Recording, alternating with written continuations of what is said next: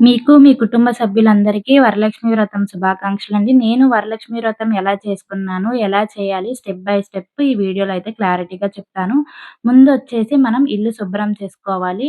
ఇల్లు శుభ్రం చేసుకున్న తర్వాత ఫ్రెష్ అయిపోయి ఇక్కడ పూజనైతే మనం స్టార్ట్ చేయాలి. ఫస్ట్ స్టెప్ వచ్చేసి మనం పీటనైతే రెడీ చేసుకోవాలి. పీటకి పసుపు, కుంకుమ పెట్టి ముగ్గు వేసి పక్కన పెట్టుకున్న తర్వాత అమ్మవారి ఫోటోనైతే అలంకరించుకోవాలి. అమ్మవారికి రకరకాల పువ్వులతో అమ్మవారికి ఇష్టమైన పువ్వులతో డెకరేషన్ చేసేసి, అలంకరించేసిన తర్వాత మనం కలశాన్నయితే పెట్టుకోవాలి.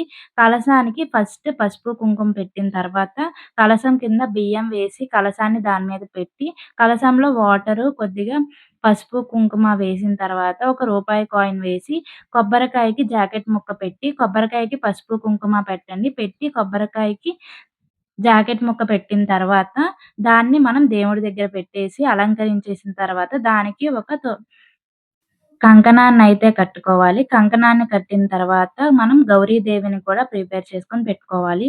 గౌరీదేవిని పెట్టిన తర్వాత, గౌరీదేవిని కూడా పువ్వులతో అలంకరించేసి, రకరకాల పండ్లను సమర్పించిన తర్వాత, అమ్మవారికి ముందుగా మనం చీర చీరివ్వాలనుకున్న వాళ్ళు చీర, జాకెట్టు అమ్మవారి దగ్గర పెట్టి, తర్వాత వంటలనైతే నేనిక్కడ చేస్తున్నాను. నేనైతే 9 రకాల ప్రసాదాలనైతే చేసి పెట్టాను. 9 రకాల ప్రసాదాలు చేయాలనుకున్న వాళ్ళు చేయొచ్చు. లేదు అనుకుంటే 5 రకాలు కానీ, 3 రకాలు గానీ ప్రసాదాలు చేసుకొని మీరు అమ్మవారి దగ్గర పెట్టుకోవచ్చు. తర్వాత స్టెప్ వచ్చేసి ప్రసాదాలన్నీ చేసేసిన తర్వాత మన చేతికి కూడా మనం పూజ దగ్గర కూర్చున్నప్పుడు కంకణం అయితే కంపల్సరీగా కట్టుకోవాలి.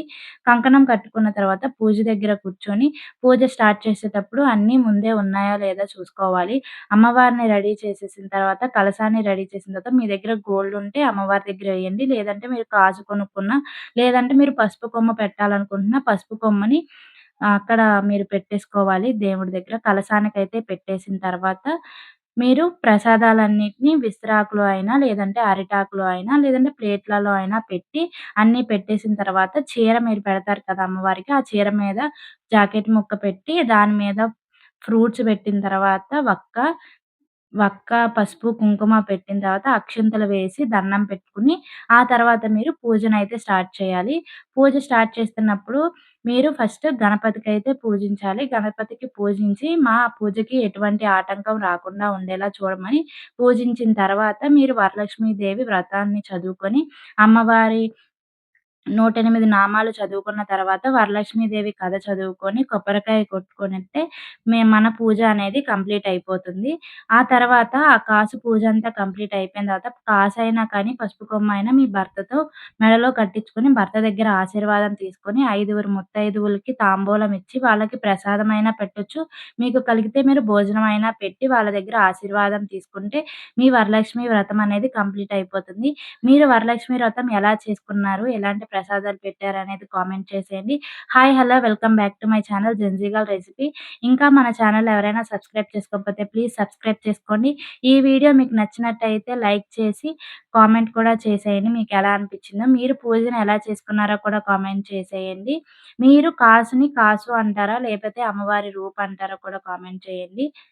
ముత్తైదువుల దగ్గర ఆశీర్వాదం తీసుకుంటున్నప్పుడు వాళ్ళ కాళ్ళకి పసుపు రాసి, గంధం బొట్టు పెట్టిన తర్వాత మీరు తాంబూలం ఇచ్చి వాళ్ళ దగ్గర ఆశీర్వాదం తీసుకుంటే మీ వరలక్ష్మి దేవి వ్రతం అనేది కంప్లీట్ అయిపోతుంది. మీకు ఏమైనా డౌట్స్ ఉంటే కామెంట్ చేసేయండి. రెసిపీ వీడియోస్ ఏమన్నా కావాలి, ప్రసాదం వీడియోస్ అంటే కామెంట్ చేయండి. నేను నెక్స్ట్ వీడియోస్‌లో అయితే అప్‌లోడ్ చేయడానికి ట్రై చేస్తాను. మీకు ఈ వీడియో నచ్చితే హైప్ ఇవ్వడం మాత్రం మర్చిపోమాకండి. మీరు మీ వరలక్ష్మి దేవి వ్రతం ఇలాగే చేసుకుంటారా? లేకపోతే వేరేగా చేసుకుంటారా కూడా చెప్పండి. నేను కూడా తెలుసుకుంటాను ఎవరెలా చేసుకుంటారనేది. నేనైతే ఫస్ట్ టైమ్ అనమాట మా అత్తయ్య లేకుండా చేసుకోవడం. మా అత్తయ్య వైజాగ్‌లో ఉన్నారు. నేనైతే ఈసారి హైదరాబాద్‌లోనే చేసుకున్నాననమాట. మీరు మీ అత్తయ్యతో కలిసి చేసుకుంటారా? లేదు అంటే మీ అమ్మతో కలిసి చేసుకుంటారా చెప్పండి.